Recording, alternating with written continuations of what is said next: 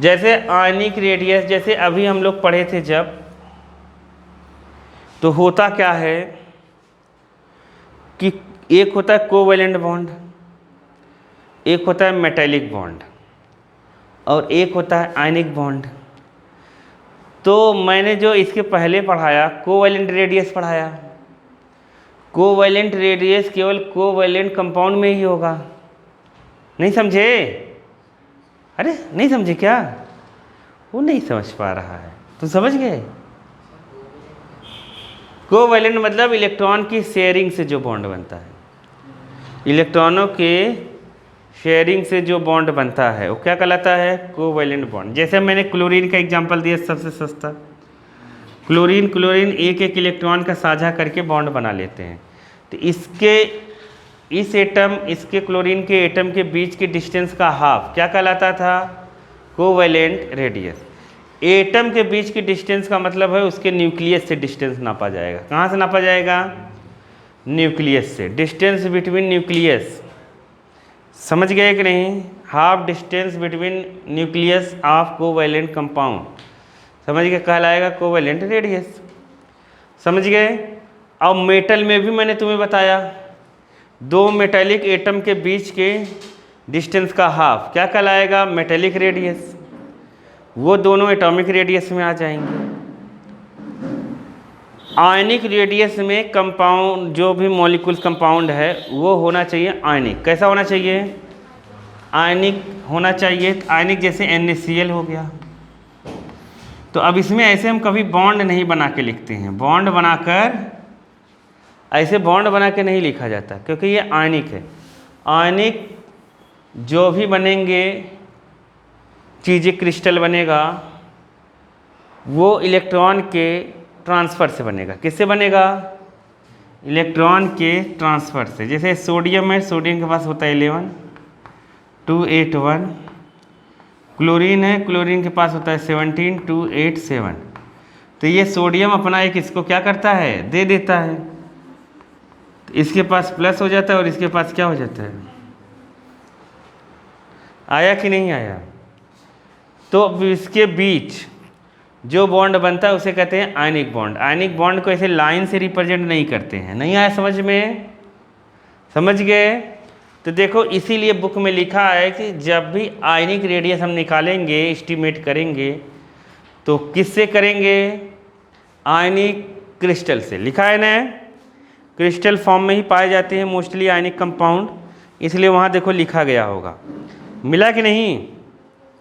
मिला ना? देखो लिखा है, the ionic radii can be estimated by measure the distance between cation और एनायन इन आयनिक क्रिस्टल। नहीं आया क्या? आ गया? तो आयनिक क्रिस्टल से, ये आयनिक क्रिस्टल हो गया एक तरह का। नहीं समझे? समझ गए ना? तो इनके बीच की डिस्टेंस को मेजर करके हम निकाल सकते हैं क्या? Ionic radius. आया कि नहीं?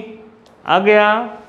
अब आयनिक रेडियस जैसे हम निकालें, तो आयनिक रेडियस Na+Cl- ऐसा है। आयंस का रेडियस निकालना है अपने को, समझ गए कि नहीं? आया? तो आयनिक रेडियस क्या होगा? किसी आयंस केटायन हो, या इसे कहते हैं केटायन। क्या कहते हैं? केटायन। और इसे क्या कहते हैं? एनायन। नहीं समझ पाए? जो केटायन है वो पॉजिटिव होता है और एनायन क्या होता है? नेगेटिव होता है। तो ये देखा गया कि जो भी पॉजिटिव है उसकी रेडियस, मतलब रेडियस ऑफ केटायन अपने पेरेंट्स वाले से छोटा होगा। तो सोडियम प्लस की रेडियस हमेशा छोटी होगी सोडियम से। जैसे जैसे केटायन बढ़ता जाएगा रेडियस क्या होती जाएगी? घटती जाएगी। नहीं समझ पाए क्या? मतलब रेडियस और एन आयन अगर बढ़ेगा, मतलब माइनस चार्ज अगर बढ़ेगा, तो रेडियस क्या हो जाएगी? इंक्रीज हो जाएगी। मतलब सीधे सीधे रेडियस इन्वर्सली प्रोपोर्शनल है किसके? केटायन, समझ गए कि नहीं? मतलब positive charge, positive charge at atom. नहीं समझ पाए? तो रेडियस डायरेक्टली प्रोपोर्शनल हो गया किसके? एन आयन के, मतलब निगेटिव चार्ज एट एटम। नहीं आया समझ में? एटम पे नेगेटिव चार्ज जितना ज़्यादा रहेगा उतना ज़्यादा उसकी क्या होगी? रेडियस। नहीं समझे? समझ गए कि नहीं समझे बाबा? समझ गए? जैसे तुमसे कह दे ओ माइनस O2 माइनस, किसकी रेडियस ज़्यादा होगी?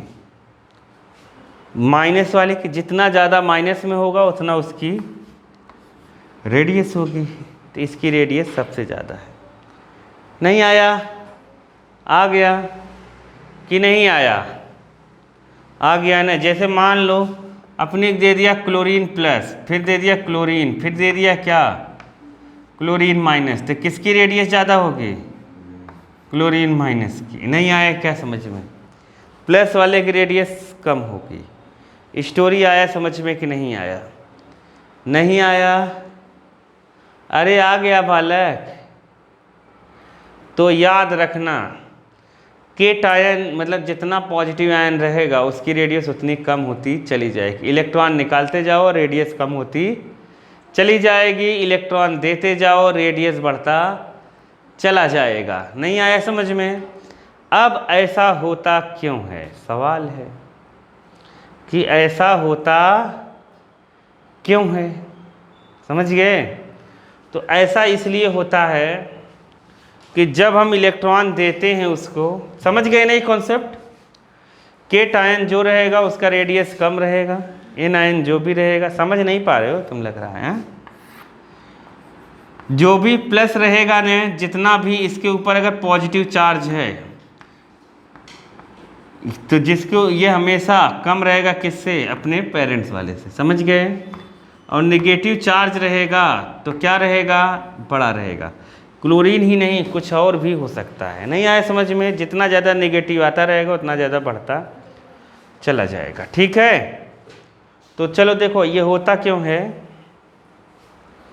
होता इसलिए है कि ये न्यूक्लियस है। न्यूक्लियस में के चारों तरफ इलेक्ट्रॉन भरे हैं। तो जैसे यहाँ पर जब इलेक्ट्रॉन भरा होता है, अगर मैं यहाँ और इलेक्ट्रॉन दूँ, इधर 8 इलेक्ट्रॉन भरे हैं, इधर 2 भरे हैं, इधर मैं अगर इलेक्ट्रॉन लाता हूँ तो ये दोनों शील्डिंग इफेक्ट की वजह से इसको रिपेल करते हैं। क्या करते हैं? जिससे उनकी साइज़ क्या हो जाती है? बढ़ जाती है। बस यही कारण है। आया समझ में कि नहीं आया? हम लाते हैं तो ये आने नहीं देना चाहते, अंदर वाले जितने इलेक्ट्रॉन हैं इसमें रिपल्सन शो करेंगे, बाहर वाला भी रिपल्सन शो करेगा, लेकिन ये करेंगे तो ये साइज इनकी क्या हो जाएगी? इंक्रीज हो जाती है। ऐसे ही अगर ये इलेक्ट्रॉन हम निकाल दें तो रिपल्सन कम हो जाएगा, तो साइज़ क्या हो जाएगी? डिक्रीज हो जाएगी। नहीं आया समझ में? नहीं आया? आ गया। तो साइज जैसे डिक्रीज हो गई तो रेडियस कम हो गया। तो इसीलिए इलेक्ट्रॉन जब निकलता है तो पॉजिटिव बनता है। क्या बनता है? इलेक्ट्रॉन निकलने के बाद प्लस चार्ज आता है। समझे कि नहीं? नहीं समझे? पॉजिटिव आता है तो रेडियस कम हो जाती है, आने के बाद नेगेटिव होता है तो रिपल्सन ज़्यादा हो जाता है, तो रेडियस ज़्यादा हो जाता है। अरे आया कि नहीं आया? नहीं आया? तो ये कहानी है बालक। अरे समझे? स्टार्टिंग से जो मैं पढ़ा रहा हूँ ना उनको पूरा ध्यान में रख के पढ़ोगे ना बालक, तब समझ में चीज़ें जुड़ेंगी। तुम सोचोगे केवल यही पढ़ेंगे तो कैसे आएगा? समझे नहीं समझे?